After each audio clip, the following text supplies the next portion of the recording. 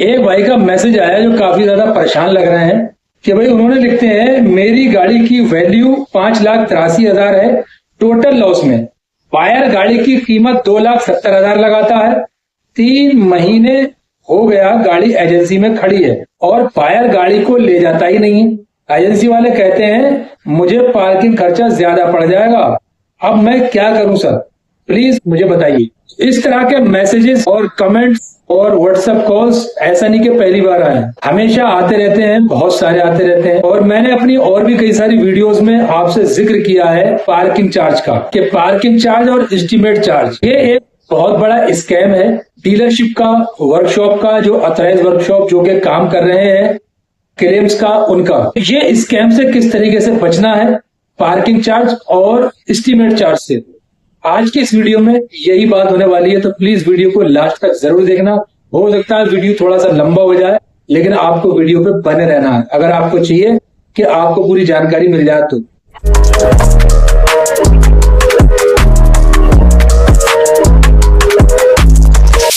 जय हिंद साथियों, मैं हूं आपका दोस्त और आप देख रहे हैं यूसी टेक्निकल, जहां पे आपको मिलता है मोटर इंश्योरेंस रिन्यूअल और मोटर क्लेम से रिलेटेड हर एक टॉपिक पर IRDAI की गाइडलाइंस के अकॉर्डिंग जानकारी से भरपूर वीडियोस। आज के वीडियो का जो टॉपिक है पार्किंग चार्ज और एस्टीमेट चार्ज स्कैम, इससे कैसे बचना है। पार्किंग चार्ज और एस्टीमेट चार्ज के नाम पे लोगों से हजारों की तादाद में यानी कि लाखों रुपए तक ऐंठ लिए जाते हैं, उनसे ले लिए जाते हैं वर्कशॉप और डीलरशिप के थ्रू। डीलरशिप वाले या वर्कशॉप वाले जो होते हैं, जो गाड़ी का एक्सीडेंटल में काम करते हैं, क्लेम में काम करते हैं, वो इंश्योर्ड से बोलते हैं जब गाड़ी टोटल लॉस हो जाती है, जब वो गाड़ी उठती है या उठने का नंबर आता है, तो उसको बोलते हैं कि भाई आपको 5% एस्टीमेट चार्ज का देना है। यानी कि अगर 10 लाख रुपए का एस्टीमेट हो गया तो 50,000 रुपए आपको देने हैं। और प्लस पार्किंग चार्ज 300 या 250 या 500 अलग अलग स्टेट में, अलग अलग कंपनी में अलग अलग वहां के चार्ज है। तो क्या ये लीगली कहीं रूल है लिखा हुआ कि हमें 5% या 10% एस्टीमेट चार्ज देना है और इतना पार्किंग चार्ज देना है, और इससे किस तरीके से बचा जा सकता है? तो भाई देखिए, होता ये, बंदा कहता है यार मेरे साथ तो पहली बार हादसा हुआ है, मुझे क्या मालूम यार ऐसा होता है कि नहीं होता है। सबसे पहले तो ये समझ लेते हैं कि जो हमारी गाड़ी टोटल लॉस हो जाती है तो हमें पेमेंट किस तरीके से होती है। जैसा कि मैसेज में भाई ने कहा कि 5,83,000 रुपए गाड़ी की ID भी लिखी है, लेकिन 2,83,000 इसमें कबाड़ी ने, बायर ने लगाया है इसका रेट। ये सवाल उन्होंने भाई ने इसलिए किया क्योंकि उनको जानकारी नहीं है, क्योंकि बायर के प्राइस से और IDV से कोई लिंक नहीं होता है दूर दूर तक। बायर जो होता है वो गाड़ी की कंडीशन, स्क्रैप को खरीद रहा है, वो किस लेवल में उसको खरीदने में फायदा है वो पैसे लगाता है उसमें। अब जैसा कि भाई का मैसेज था कि 5,83 IDV है और 270 उसमें लगाया उसने, तो भाई 270 में उसको दिख रहा है कि फायदा है लेने में, तो 270 में वो देगा। लेकिन ऐसा नहीं है कि आपको 2,70,000 मिलेगा, आपको वही आपके IDV के अकॉर्डिंग ही पैसा मिलेगा। 2,70,000 ही आपको बायर देगा और बाकी का जो पैसा बचेगा वो आपको इंश्योरेंस कंपनी देगी। तो ये तो भाई आपके सवाल का जवाब है। अब आ जाओ मेन टॉपिक पे। भाई जो डीलरशिप वाले हैं, वर्कशॉप वाले हैं, वो कह रहे हैं गाड़ी आप अगर नहीं हटाते हो तो आपको एक मोटा पार्किंग चार्ज और एस्टीमेट चार्ज देना पड़ेगा। उससे कैसे बचना है? तो भाई जब भी कभी गाड़ी का एक्सीडेंट होता है और गाड़ी जब जाती है वर्कशॉप में और गाड़ी का सर्वे होता है, प्रॉपर आप डॉक्यूमेंट वगैरह सब देते हो, एस्टीमेट वगैरह बना के, क्लेम फॉर्म भर के जब पहुंच जाता है इंश्योरेंस कंपनी के पास, सर्वेयर आके सर्वे करके जाते हैं। उसके बाद में जब क्लियर हो जाता है कि गाड़ी अब टोटल लॉस हो गई, आपकी टोटल लॉस में ही जाना है, इसमें कोई रिपेयरिंग का अप्रूवल नहीं आया, तो यहाँ पे जिम्मेदारी बनती है और रिस्पॉन्सिबिलिटी है उस वर्कशॉप की, उस रिपेयर की, उस रिपेयरिंग सेंटर की, उस डीलरशिप की, उस ऑथराइज कंपनी की जो कि गाड़ी का काम करने बैठी है वहां पे, वो बताए कि आपकी गाड़ी टोटल लॉस डिक्लेयर हो गई है। यदि आप यहां से नहीं हटाते हैं गाड़ी अपनी, नहीं उठाते हैं यहां से अपना स्क्रैप, तब आपको इसका पार्किंग चार्ज देना पड़ेगा। वो 300 रुपए, 500 रुपए, 250 रुपए, 200 रुपए, जितना भी होगा पर डे का, उनके अकॉर्डिंग वो उन्होंने नहीं बोला है, और उसके बाद भी वो अगर लगा रहे हैं आपके ऊपर पार्किंग चार्ज, तो ये सरासर इलीगल। आपके पास अगर एविडेंस नहीं है उनके बताने का, या उनके पास एविडेंस नहीं है कि आपको इन्फॉर्म किया उन्हें कि भाई आपको कॉल किया या आपको मैसेज डाला कि आप गाड़ी यहां से ले जाओ, उसके बावजूद आप नहीं उठा रहे वहां से, तब आपके ऊपर पार्किंग चार्ज देना अनिवार्य हो जाएगा, कंपलसरी हो जाएगा, क्योंकि उन्होंने आपको बोला और आपने उठाया नहीं। हाँ, लेकिन उन्होंने आपको इन्फॉर्म भी नहीं किया, क्योंकि आपको तो मालूम भी नहीं है। आपको जानकारी होती तो आप बिना कहे जैसे झट से क्लियर हुआ था आप उठा लेते गाड़ी को, तो ये जिम्मेदारी किसकी है? रिपेयरर की, यानी कि रिपेयरिंग सेंटर वाले की, वो चाहे वर्कशॉप डीलरशिप जो भी है उसकी जिम्मेदारी है, वो आपको इन्फॉर्म करें। इस तरह से आप पार्किंग चार्ज से बच सकते हैं। आप उनसे सीधे बोलिए कि भाई आप प्रूफ दिखाओ मुझे कि आपने बताया कब है मुझे, या आप मेरे से पार्किंग चार्ज मांग रहे हो तो किस बेस पे मांग रहे हो, क्यों मांग रहे हो पार्किंग चार्ज। आपने मेरे को इन्फॉर्म किया कि भाई आप गाड़ी लेके जाओ यहाँ से, अगर आपने इन्फॉर्म नहीं किया है तो भाई अब मैं आपको एक पैसा नहीं दूंगा। यही तरीका है इससे पार्किंग चार्ज से बचने का। अब आ जाते हैं एक और बड़े नुकसान की तरफ, जिसे कहते हैं एस्टीमेट चार्ज। अलग अलग जगहों पे अलग अलग कंपनियां, अलग अलग वर्कशॉप एक सिस्टम बना दिया उन्होंने अपना, और एक माहौल क्रिएट कर दिया है वहां के एरिया में। और कितनी जगह तो ऐसे हैं वो सर्वे से भी कहलवाते हैं कि भाई आप चाहो तो सर्वेयर से पूछ लो, आपको एस्टीमेट चार्ज देना होगा। मैं बिल्कुल खिलाफ नहीं हूँ वर्कशॉप के, ना किसी डीलरशिप के। मैं ये चाहता हूँ कि अननेसेसरी किसी का पैसे किसी के पास से ना जाए, क्योंकि यूसी टेक्निकल का सीधा फंडा है, क्लेम भी पाओ और भरपूर तरीके से अपना पैसा भी बचाओ, बिल्कुल एकदम सेफली IRDAI के रूल्स ऑफ रेगुलेशंस के अकॉर्डिंग गाइडलाइंस के अंदर रह के काम करें।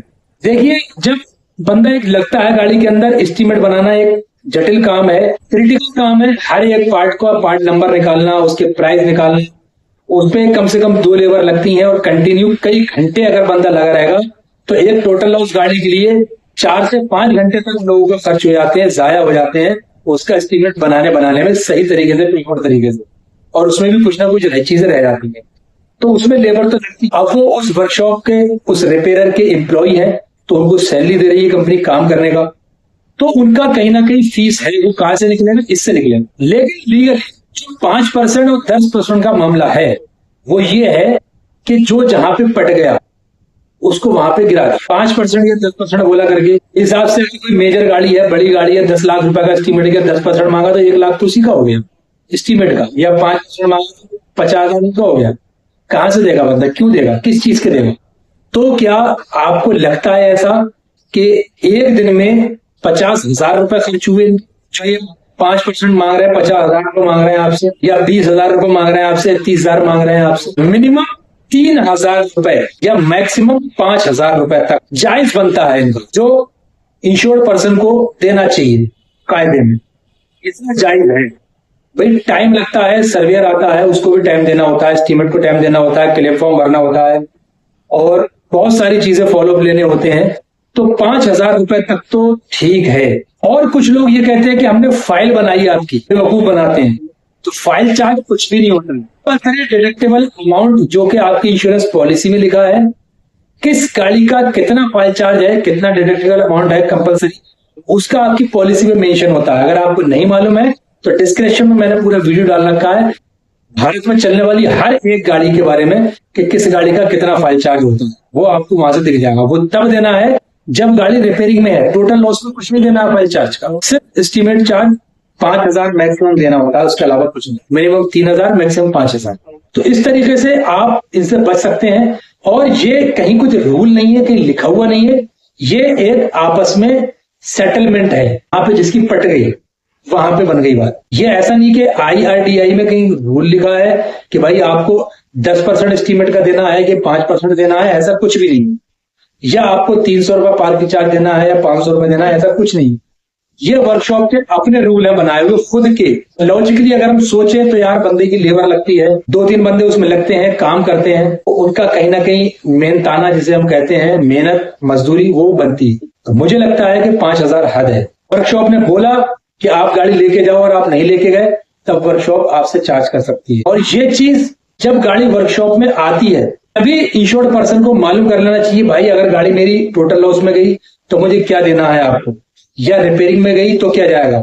ये सारी चीजें आपने क्लियर करनी है, बिल्कुल ही ब्लाइंड ट्रस्ट पे नहीं बैठना है। लोग सोचते हैं हमारा इंश्योरेंस तो ये डीलरशिप से है, हमारे साथ क्या ही गलत होगा, यहीं से गाड़ी खरीदी यहीं से इंश्योरेंस किया, ना ऐसा कुछ नहीं।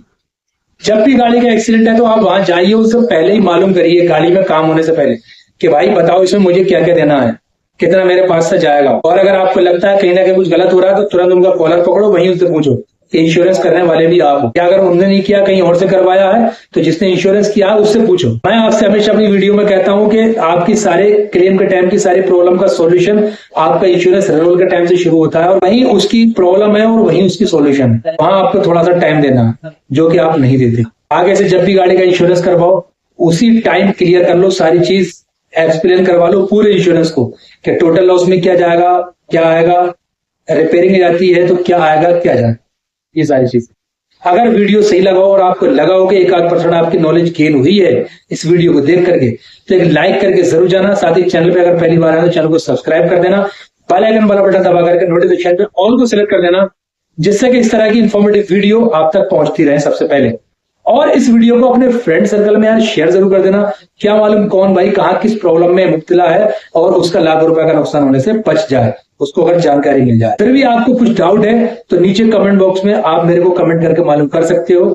मैं देर सवेर पक्का आपको वहां जवाब दूंगा 24 घंटे के अंदर अंदर, जैसा कि आप देखते हो हमेशा रिप्लाई करता हूं मैं। और अगर आप चाहते हैं कि यूसी टेक्निकल से जुड़े, आप अपनी गाड़ी का इंश्योरेंस करवाएं और ऑल ओवर इंडिया आपको क्लेम में कहीं से कहीं तक कुछ प्रॉब्लम का सामना करना ना पड़े, इवन मेरी भी जरूरत ना पड़े, आपको इस तरह से आपका इंश्योरेंस हो जाए, तो आप अपनी प्रीवियस इंश्योरेंस पॉलिसी और अपनी गाड़ी की आरसी हमें व्हाट्सएप पे शेयर करिए।